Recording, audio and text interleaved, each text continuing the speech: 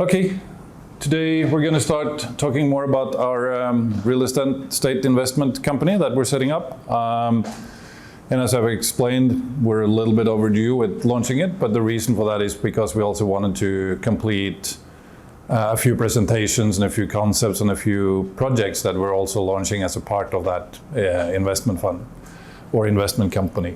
So most of you have already seen this, and you're also aware of Indonesia, and I sort of used the term Indonesia was a sleeping tiger. Now it's kind of stretching and starting more and more to roar and wake up.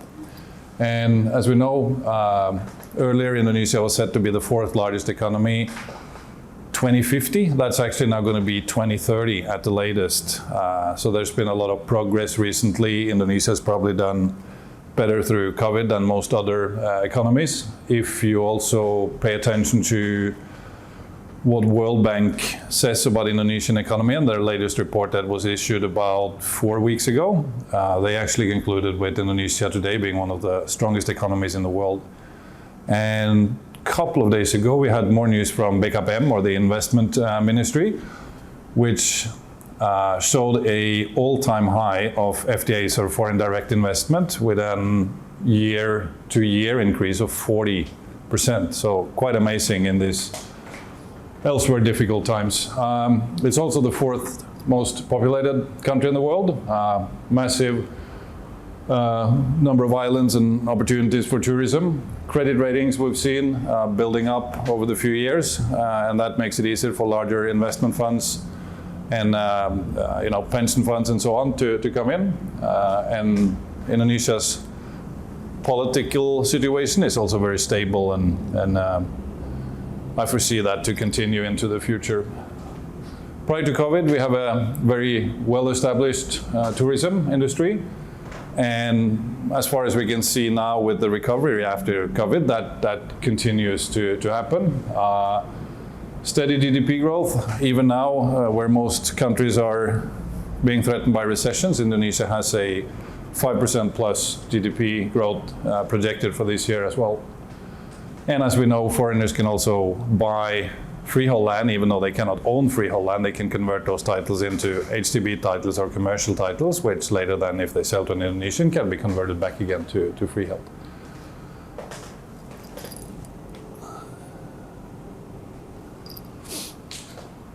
Bali, we all know, since we're all living here, very well established tourism destination and a little paradise.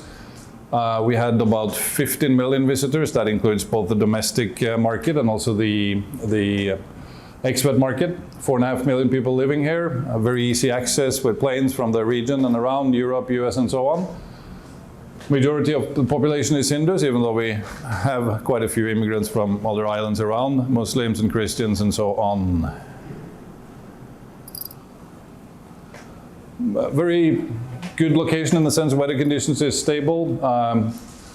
Lifestyle here is great. A lot of restaurants, coffee shops, spas, you name it. Beautiful nature. Very well established rental sector through Airbnb and other booking engines. And the most favored Instagrammed island in the world.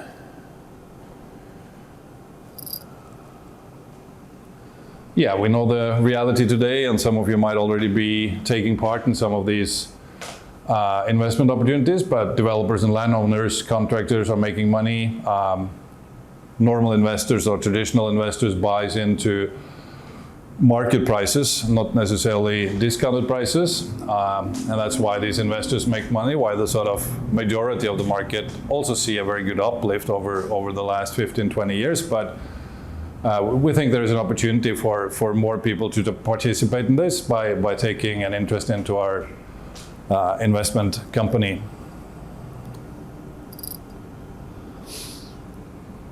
So we want to be focused on, in particular, Bali to begin with, but we also think of maybe Lombok and Flores as we move along. We consider the risk very low, maybe not even up to moderate, simply because we only invest in land or property. We do not leverage, and any excessive funds that we may have at hand will be deposited into bank accounts. So the risk for anything happening, like people might be on stock exchange. We've seen cryptocurrency with enormous movements in the market, and we see that property, in particular Bali, over the maybe last 20 years has been very stable and very favorable. Very good returns we think we can generate. We need to be careful with promising returns because that has liabilities to it, but we're confident that we know property, we know land, we know marketing, we know the market, we know Bali. All of these aspects we think we can put together to manage and operate this investment company in a very good way for ourselves and also for our clients. We also want to expose, and we'll look at later, a few of the projects where partners in our fund also get the opportunity to buy in as individual into that. So how we've structured this is that you subscribe into shares. Your investment will be held as shares in the company. We're not launching, obviously, May. We're now launching August, and I explained why with these few projects that we're putting together. It's taken a little bit more time. The minimum subscription is not 1.5 billion. We're saying around 22,000 euro as a minimum, but that's also something we can discuss with each individual client. Other benefits that we see is still there's a very low cost on labor in Bali and Indonesia. A lot of digital nomads or remote workers, whatever we want to call them, and we know now that Indonesia in very near future will launch what they call the digital nomad visa, which will allow people to actually live in Indonesia and in particular Bali maybe for up to 5 years without having to pay taxes as long as they don't have a domestic earned income. As said before, #1 hashtag on Instagram, a lot of different markets. And quality of life versus cost, if you compare to most other markets and areas, is very inexpensive. I'm going to change into another presentation that shows a little bit more about the strategy for us.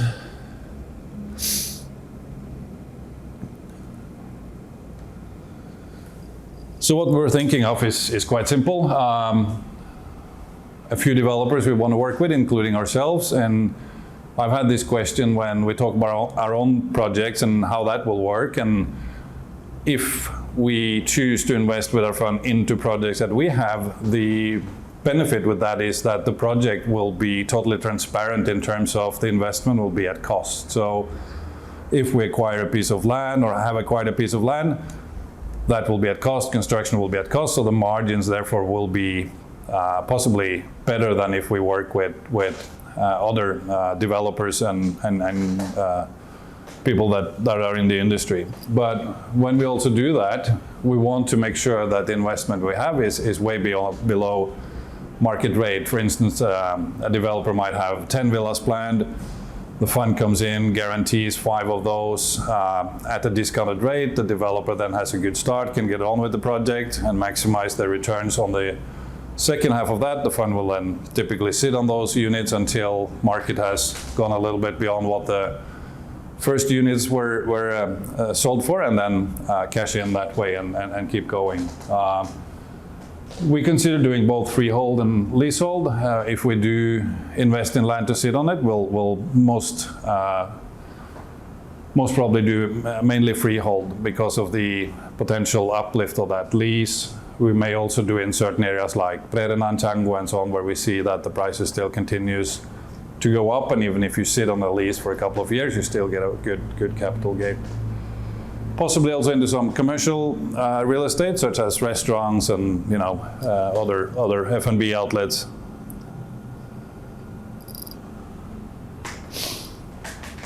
What we won't do is the sort of traditional way of how people invest. You may buy 1 or 2 villas off plans or already completed, and that to us isn't inviting, and we think we can get better rates and better returns. So we wander into high-end, good quality products with at least 20% below market rate to invest into it. And like we said, we want to concentrate to begin with in Bali, but I see opportunities in particular also in Flores and Lombok into the future. And as we said, excessive liquidity will be spread into time deposits and so on. So we maximize the returns also of funds that we may not need right away. As we said, about 22,000 euro as a minimum entry. The company is Seven Stones owned, and obviously anyone subscribing into this will have shares. Every 3 months we'll do emissions again, so then we'll have an appraisal and an evaluation on the fund and the assets, so that the early entries obviously have the benefits of the uplift and the activities that's been done so far. We have stated in our memorandum of investment that if some large investor comes and want to enter in between this, then we have the right to allow that. And obviously that is totally transparent and openly exposed to any other investors. We have some subscription fees that we think are very, very fair and sort of in an industry standard. Administrational fee, which is also industry standards, and then success fee for us running the fund above 5% per annum return. We take 20% of the profits. Also, to encourage people to stay in, we have a redemption fee for the first 4 years if someone wants to pull out. We don't want to be sort of difficult with that, because we do think that we'll produce well and people will stay with us, but sometimes your situation changes, people have other priorities, or changes with life. You might go through a divorce or whatever, and you need to focus on other things. So we'll be flexible with that. As said before, we think the risk is extremely low, but obviously we need to have some kind of disclaimer into this, and everyone is aware that nobody can predict the market 100% into the future. I'll continue with a few short views of our projects. Here is one, which is in Tumbak Bayu in Prerenan. We're building 4 villas from 2.5 to 3 are. Quite a high density of build, but high quality, 33 years lease, 2 full floors, rooftop terrace, beautiful sunset overlooking for the villas towards the end, a greenbelt area. Nice kitchens and interior. Obviously people buying into it can choose whether they want to buy the existing suggested design and interior, or they can do their own things. And this project is about to launch in the next month or so. We'll probably start with construction. We've already done the land clearing and everything else. And then we have one more, which is a bit more in, let me see.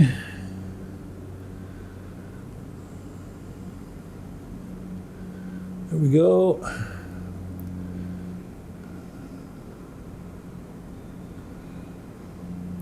So this is a project up in Gunung Salak, which is more of an eco-village, not just a resort, but an eco-village. And we call it Kemetug Nataloka, which means follow us back to protect nature or live in balance with nature. Like I mentioned, it's up in Kemetug, Gunung Salak, which is towards Batu Karu. Beautiful areas, rice field, forest. And there's a map of the initial area that will be probably around 30 to 40 hectares with very low density build, wooden constructions. We'll see now in a little while. This area in particular is a bit protected because it has a lot of holy sites, in the sense that the locals are doing the melukat, or the blessings, the water blessings.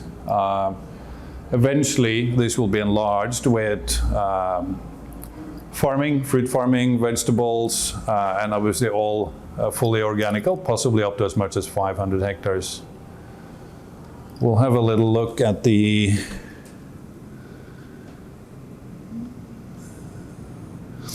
There's a quick video of what it will look like. A bit of a tunnel coming into it to get a wow factor when people come out and see the view, and you can see all of Bali from this side. It's absolutely amazing views. As you can see, low density built, all wooden. These individual pools will probably not continue with and just have one main pool, natural water that will circulate all the time, so there's no chemicals, no issues with pollution or anything. Then we'll continue having a look at the master plan. This is actually a real view where you can see Agung, Batur, and if you look further towards the west, you can see Ubud, Sange, you can see GWK, you can see Sanur, you can see Nusa Penida, you can see out to the ocean. There's nothing like this site in all of Bali. If we continue, oops, there we go. Again, some images of the master plan. Entrance like we saw on the video. Lobby. Again, amazing views. Nice restaurant where we also want to do, where we can have meetings and events for companies or groups that wants to come out. Restaurant again, further, bar. Then we get into the one-bedroom units. This is one type we also have on one floor, but this is a mezzanine design, living room. And then as you see, little lounge, beautiful views again. And then the bedroom upstairs. Bathrooms. And then we also have a 2-bedroom options, slightly larger, all on one floor. Similar design, a little bit bigger living areas, lounge, and a couple of bedrooms. And that was that, and we'll continue to talk a little bit more about the actual location. So what we want is, there's a lot of communities being developed in Bali today. We have all kinds of communities, IT communities, certain communities that also cater to specific markets, the Russians, the Americans, the whatever. But we want to have a purely Balinese community built by the Balinese. The architect is Balinese, the management will be Balinese, and the different aspect of this we'll look at a little bit more, but holistic health, reflecting what the Balinese calls usada, permaculture will be Balinese permaculture, and so on and so on. So holistic health is a big thing, and everyone in Bali today talks about some kind of healing, spiritual healing, trauma healing, medical healing, and so on. But fact is that it's one of the fastest growing industries in the world right now. People are more into holistic, alternative, and preventive health. And we think that this will be a perfect location for this, in the sense that you have the spiritual aspect, beautiful nature, organical food, and that will also encourage long-term guests, not just 1, 2, 3 days to coming through the area, but that you stay there for a longer time frame, and making it easier also financially and better for the project.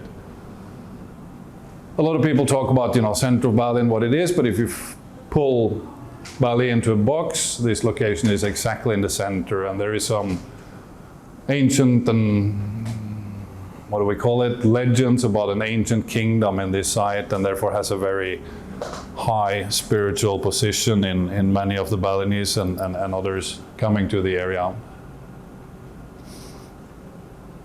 So yeah, usual activities as we see in other places too, do the yoga, do the different kind of workshops, cooking classes, teaching people permaculture, different types of festivals and so on to attract the right markets. And this is what we talked about, the permaculture, whatever we do on that will be all based on the Balinese. They've had this in their lifestyle and culture for thousands of years, so it's just a matter of re-energizing and waking that up and implementing in this location. And going to the mountains is going home, according to John Muir. Back to our roots. This is actually an original picture. There's beautiful waterfalls up there, and the water is actually so clean, even in the soup box coming through these villages, that you can drink it directly from the source. So we hope that into the future too, that we can be able to keep it that way. Different types of outdoor activities, mountain trekking, walking around in the rice fields, glamping, and so on and so on. Possibly also we can, at some stage, manage to do a botanical garden like they have in Bedugul, treetops, things like that too. One of the interesting aspects with this is that we call this the 70-30 concept. And what that means is that I moved to Canggu in 2004, and at that time there was like 3 or 4 villas and maybe 1 warung or restaurant. And I could probably buy land for maybe as little as $1 million per area. Today we know that it's more than $1 billion, and the people that sold out, locals, farmers and so on, is, in my view, getting sick seeing this. You know, it's not good that they've let them go and lost the opportunity. So we're trying to say that we don't need to buy the land, we'll work together with the locals. They have the land, which is the asset. We come in with concepts, some investments into infrastructure and so on. And when we then sell units onto third parties, the profit split will be 70% for the actual landowner and the family, and 30% will go into the overall management and investment group. And like I said before, we keep the ownership in the hands of the Balinese, management and architectural aspect, master planning, everything is done by Balinese.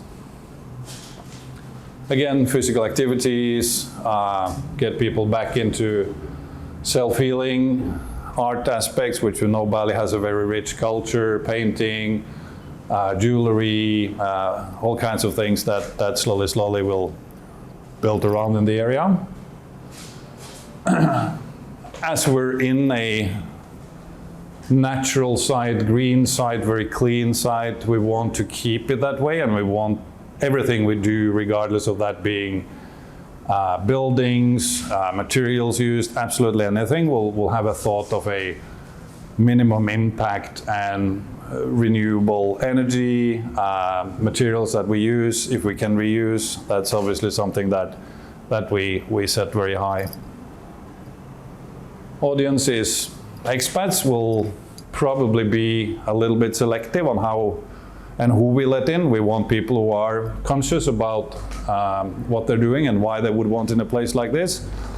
And we see this as a tremendously good investment for people buying into the unit, as it's operated as a tourist destination, holistic healing and so on.